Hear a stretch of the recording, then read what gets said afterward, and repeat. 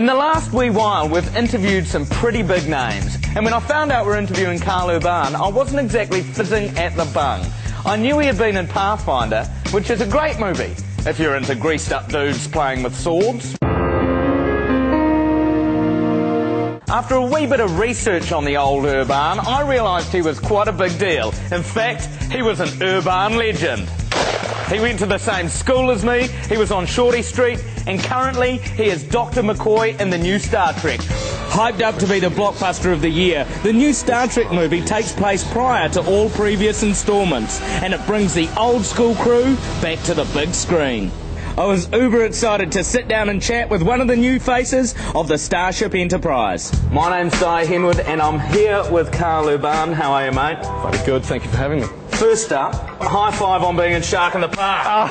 Oh, dude, he hits me straight off. Straight up. That is a thing that holds a lot of my heart, and you managed to get onto that show. I did, playing a heroin addict, no less. Secondly, high five for going to Wellington College. Wellington College, woo! Those are the old days, but now you've come a long way. You've had a very illustrious career, and as of now, you're a bona fide Trekkie.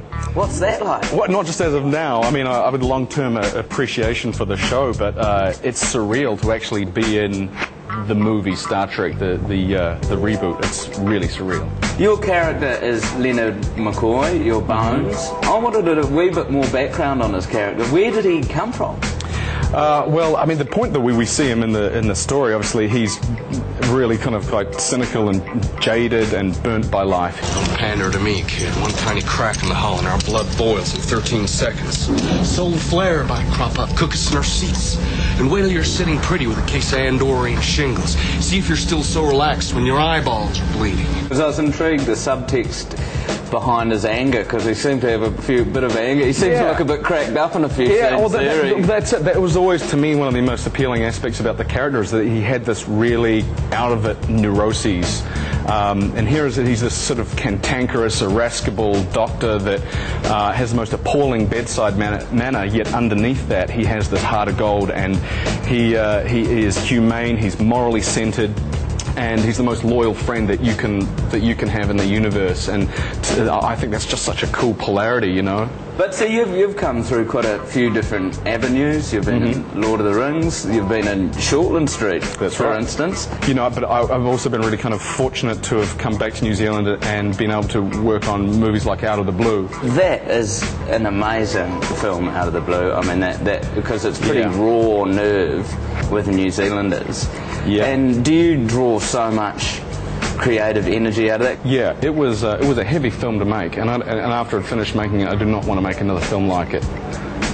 Because, you know, when you're in a scene and, you know, you're just hyper aware of that the victims or the people you're interacting with, it was real, you know, and it kind of takes you to it takes you a lot more to decompress at the end of the day. And unlike Star Trek, it was the complete opposite. I haven't laughed so much on a set, ever.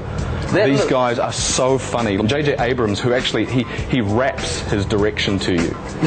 He's got a microphone, the speakers, and I'm not going to do it because I'm an appalling rapper, but he's rapping you know, what he wants. It was quite classic. So how did you guys all unwind? Did you become close as a cast? You weren't playing Dungeons and Dragons after when you sign off? No. Swapping trading cards? No, not at all. But no, I mean, as probably as much as you would with your mates. You know, I remember at the end of my first day, which was my first scene in the film, where you meet Bones and he meets Captain Kirk. At the end of that day, I went for a beer with Chris, and it was just like, whoa, where are we? You know, whoa, this is here we go. It was one of those you know, really kind of pinch yourself kind of moments. Thank you very much, Karl. It's been a pleasure. Thank you. It's been an absolute pleasure. Still